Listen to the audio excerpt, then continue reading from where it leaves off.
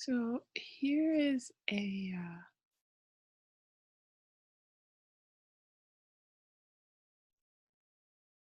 really like to discuss.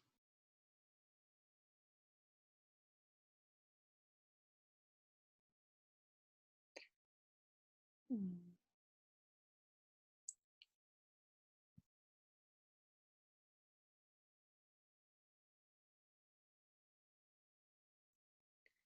Okay, so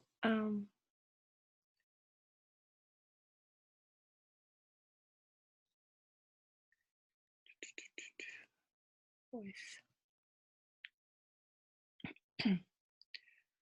So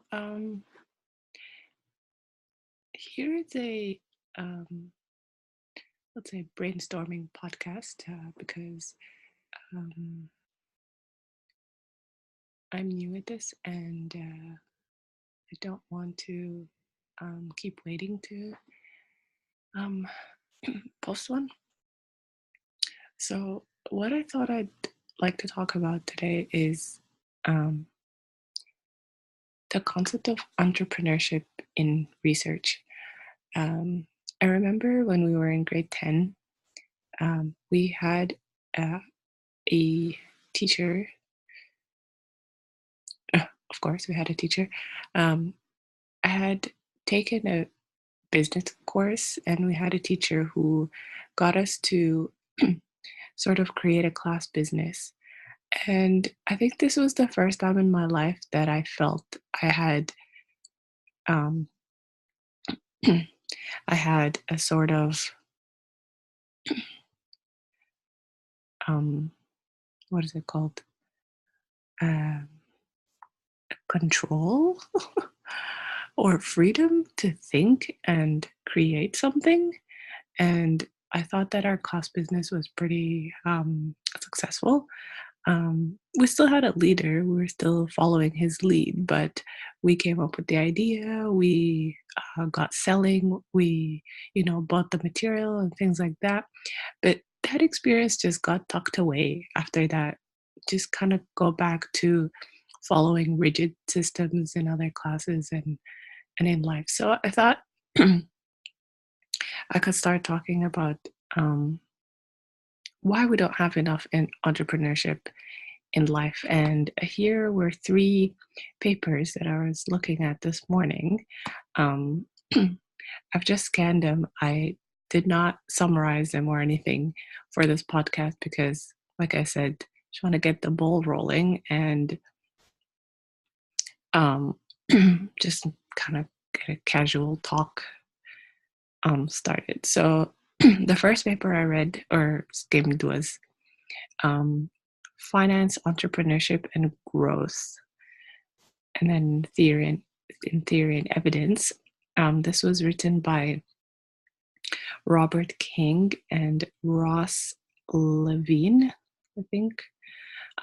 So going through this article, um, it kind of talks about how creativity is kind of controlled by the existing market system or the existing financial um, organizations and systems. So just by skimming this, it gives you the feeling or the actionable idea of knowing why you sometimes feel limited, and it's not always the individual. And I know, as adults, we should, um, take responsibility for um, our actions, but it's okay to know what um, influences these actions. And they talk about how basically everybody is sort of close to or under a financial market or organization. So um, you simply can't just take an idea and like have a full blown business in a day or two. It goes through funnels and channels and things like that. So I did like the article in general. I'm just skimming to see if there is something that really popped out other than this summary. Um, so basically, um, let me just keep scrolling. Let's see here. I think that's basically the point, and that their conclusion states or kind of is saying that um, financial institutions choose the most um, profitable ideas, I guess, and they they assist with those. So um, they this article is sort of calling for some change, I guess. Um, their final, you know, um, sentence says, our findings suggest that government policies toward financial systems may have an important causal effect on long run growth. So that was the first article. The second article was called The Promise of Entrepreneurship as a Field of Research by Scott Shane and S. Venkataraman. Um, so what they're suggesting is sort of an umbrella or a conceptual framework under which entrepreneurship, um, can become like a legitimate field of research. I don't know that it's. I didn't know that it's not, but I can see why. If you link it to the first article, um, giving entrepreneurship um, focus in research gives people a lot of power and freedom. And in this article, um, they basically, I think this was the article that talks about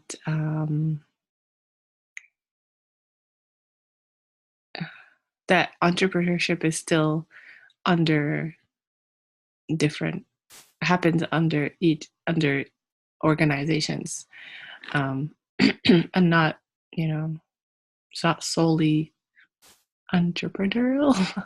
um, so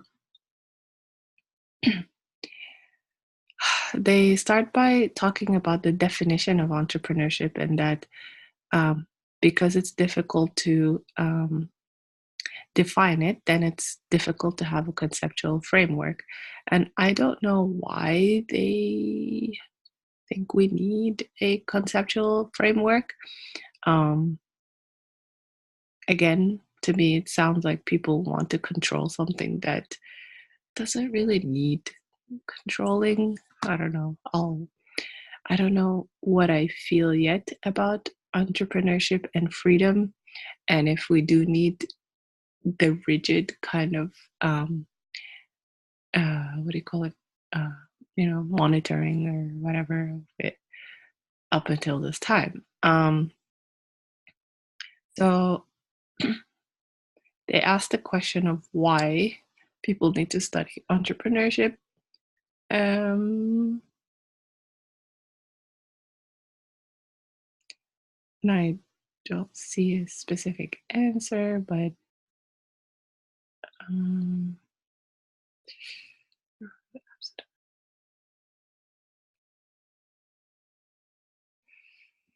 says, therefore, the absence of entrepreneurship from our collective theories of markets, firms, organization change makes our understanding of the business landscape incomplete. Again, I think once money is like on the table, people kind of uh, slow down in research. Maybe that's probably why. I don't know. um, um,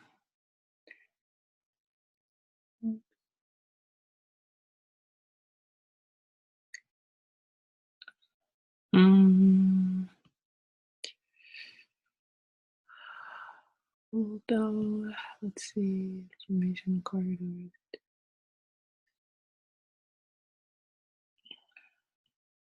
Again, a lot of talk about how there's exploitation in entrepreneurship, and their conclusion kind of says that mm,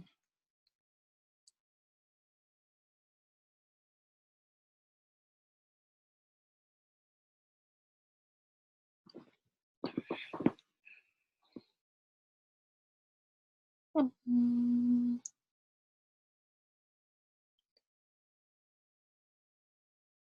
basically they just want to prove that we need a framework. The last article I thought was interesting.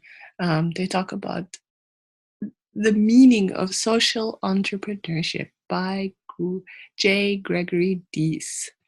Um, so this article suggests that there are a group of entrepreneurs who um, have a social goal in mind when they are creating a business. So, as opposed to um, business just for business, these are people who would not just start a business just to create income if their if their project does not equal um, social change, then they do not take on a challenge. So yeah, this was what this article was about. Um,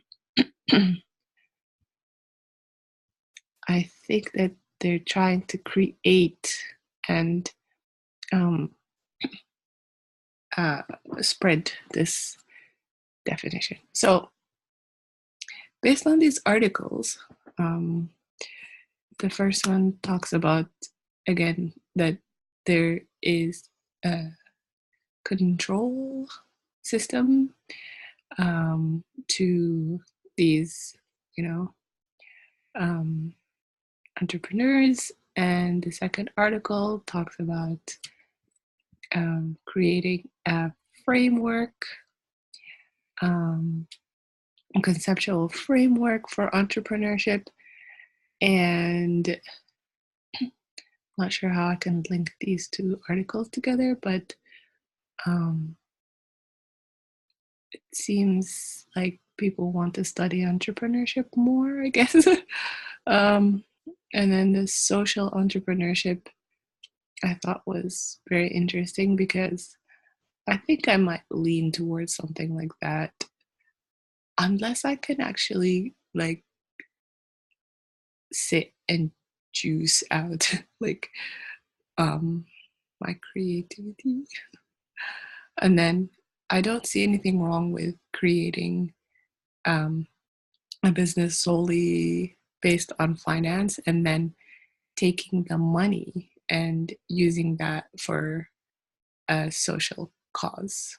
Um, People might, you know, jump to judging that you are just after the money and all that, but as long as you know your intentions and you know that this is where your skill set is at, uh, I don't see anything wrong with either um, with either whatever method.